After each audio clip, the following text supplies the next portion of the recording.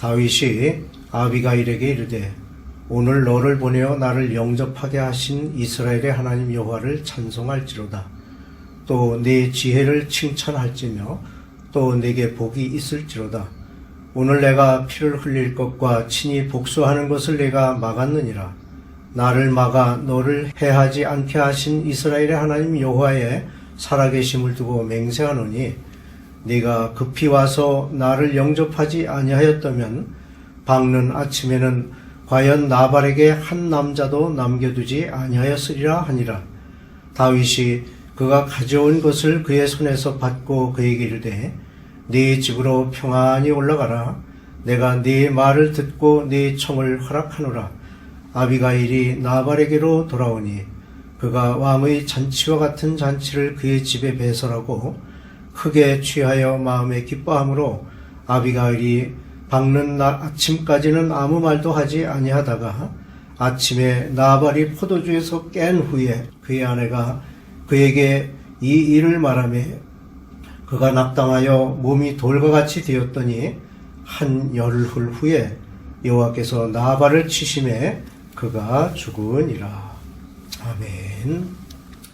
망명생활을 하던 다윗은 나발에게 양식을 요청했으나 거절당하고 맙니다. 이에 분노한 다윗은 나발을 진멸하려고 하지만 하나님께서는 나발의 아내 아비가일을 보내 무고한 피 흘림을 막고 친히 다윗의 원수를 갚아주십니다. 아비가일의 현명한 처사는 분노한 다윗으로부터 남편의 목숨을 건질 수 있었습니다. 본문에는 세 사람의 인물이 등장합니다.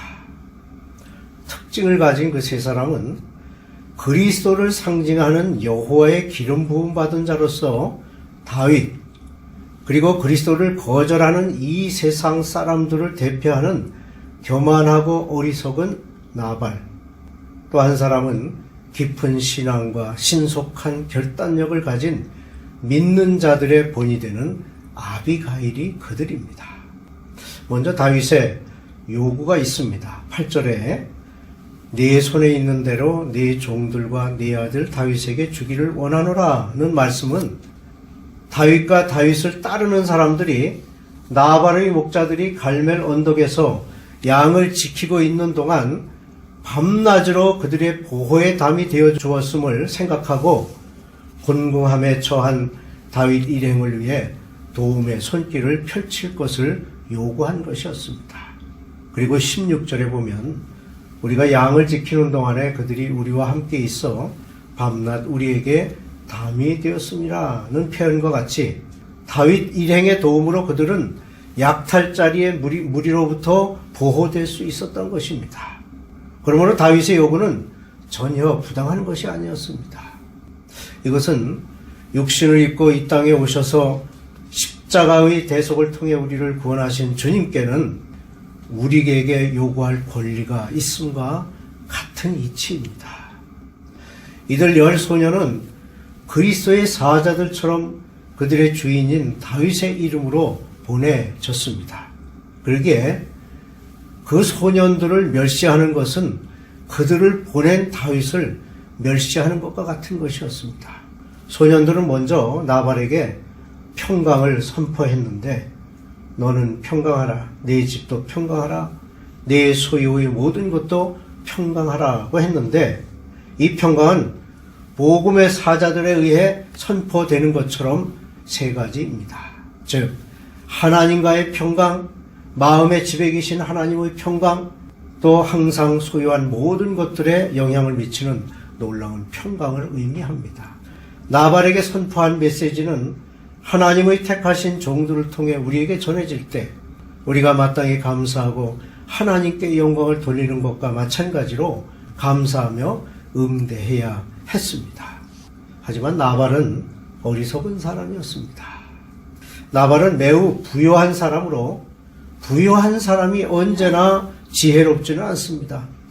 사람이 하나님의 요구에 직면하게 되면 그의 지혜나 어리석음이 드러나게 됩니다. 나발의 어리석음은 다음과 같은 것으로 나타났습니다. 우선 다윗의 요구를 거절하고 말았습니다. 나발이 다윗의 사환들에게 대답하여 이르되 다윗은 누구며 이새의 아들은 누구냐? 요즘에 각기 주인에게서 억지로 떠나는 종이 많도다 라고 말하며 거절합니다. 그것은 애굽 왕 바로가 그의 무지를 자랑하는 것과 같은 것이며 베드로가 두려움으로 내가 그 사람을 알지 못한다고 무지함을 드러낸 것과 같은 것입니다. 하나님의 종들도 백성들에게 요구할 때가 있습니다. 이러한 다윗의 요구에 나발은 무례하고 모욕적인 언사로 대우한 것입니다. 그러면서 내가 어찌 어디서 왔는지도 알지 못하는 자들에게 주겠느냐 라는 질문을 던집니다. 보냄을 받은 소년들이 아연실색하게 되는 그런 거드름을 피우는 태도로 핑계를 대는 질문을 한 것입니다. 그런데 그 질문은 그 자리에서 듣고 있는 종들에게가 아니라 그들을 보낸 주인에게 한 질문입니다. 소년들은 논의의 대상자가 아니라 단지 들은 말을 전하는 자들일 뿐이었습니다. 이에 다윗의 소년들이 돌아서 자기 길로 행하여 돌아와 이 모든 말을 그에게 전하매 12절 말씀입니다.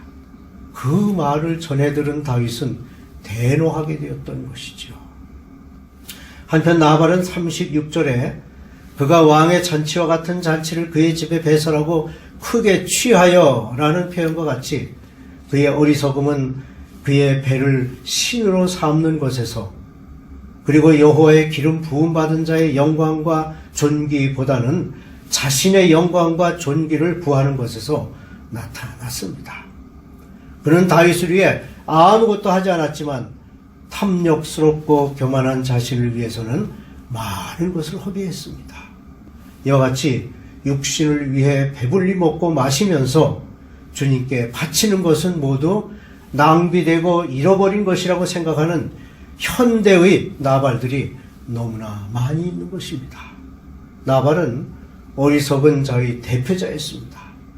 하나님께 대하여 부요하지 못한 자였습니다. 반면에 아비가일의 지혜가 있습니다.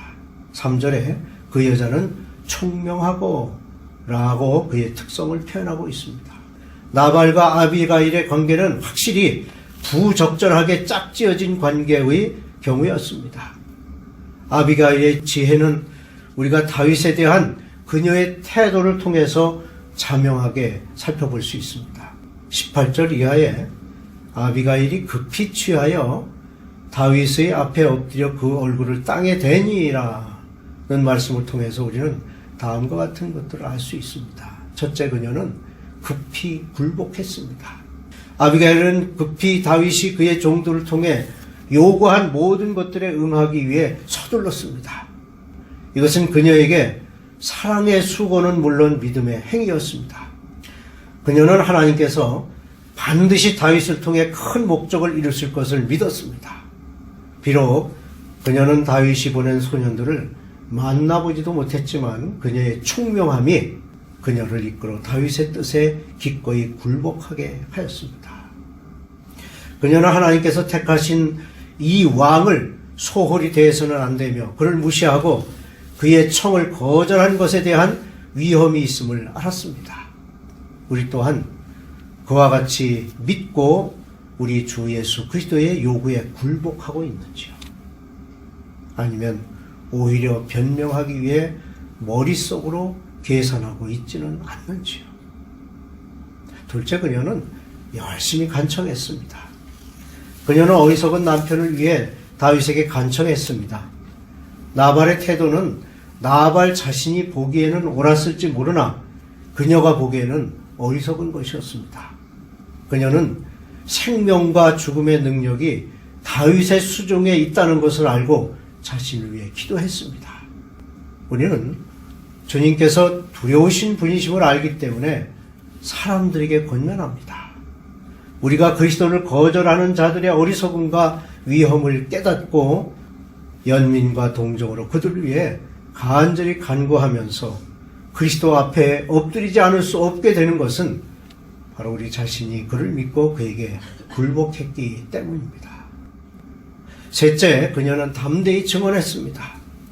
37절에 아침에 나발이 포도주에서 깬 후에 그의 아내가 그에게 이 일을 말하매 그녀는 지혜롭게 그가 술에서 깨어날 때까지 기다렸습니다. 그녀는 술 취한 사람을 설득해봤자 소용이 없다는 것을 알았습니다. 전날 밤에 그는 포도주에 취해 아무 일도 의식할 수 없었습니다. 그러나 이제 엄숙한 현실이 그가 보기에는 명백한 것이었습니다. 즉 죽음의 공포가 자기도 모르는 사이에 그의 마음에 엄습했습니다. 하지만 담대한 아비가일은 다윗을 왕으로 인정하고 그를 반대하는 남편에게 두려워하지 않고 고백했습니다. 그 결과 나발은 스스로 자멸하고 말았습니다. 그가 낙담하여 몸이 돌과 같이 되었더니 한 열흘 후에 여호와께서 나발을 치심에 그가 죽으니라. 37, 8절의 표현이 이것을 증명합니다. 아마도 예수님께서 누가복음 12장의 비유를 말씀하실 때 마음속에 나발이 떠올랐을지도 모릅니다. 어리석은 자여 오늘 밤에 네 영혼을 도로 찾으리니. 그렇습니다. 그러기에 예수 그리스도를 믿기를 거절하는 사람은 영원하신 하나님을 무시하는 것입니다. 우리는 여기서 다시 한번 아비가일의 성품을 살펴보게 됩니다. 우선 아비가일이란 이름의 뜻은 아비를 기쁘게 하는 사람이라는 뜻을 가지고 있습니다. 그 이름의 뜻과 같이 그녀는 아비의 기쁨이 되었을 뿐만 아니라 남편 나발에게도 기쁨을 안겨주는 집안의 모든 사람들에게 기쁨이 된 여인이었습니다.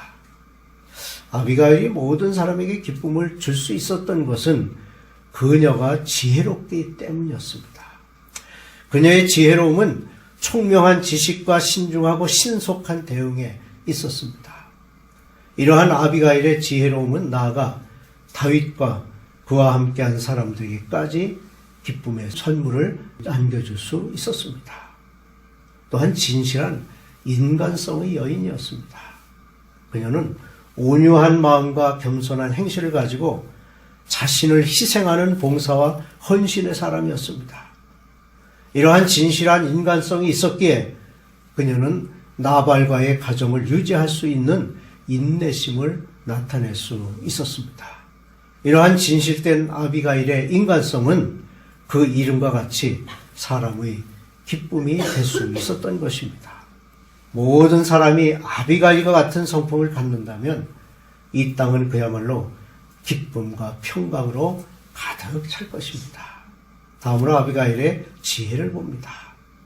아비가일의 지혜는 신속하고 결단력이 있는 능동적이고 적극적인 자세가 있습니다. 아비가일은 자기 가정에서 일어난 잘못된 일을 바로잡기 위해 조금 더 지체하지 않고 신속하게 결단력 있는 지혜로운 행동을 보여주었습니다. 기회는 언제나 사람을 기다려주지 않습니다.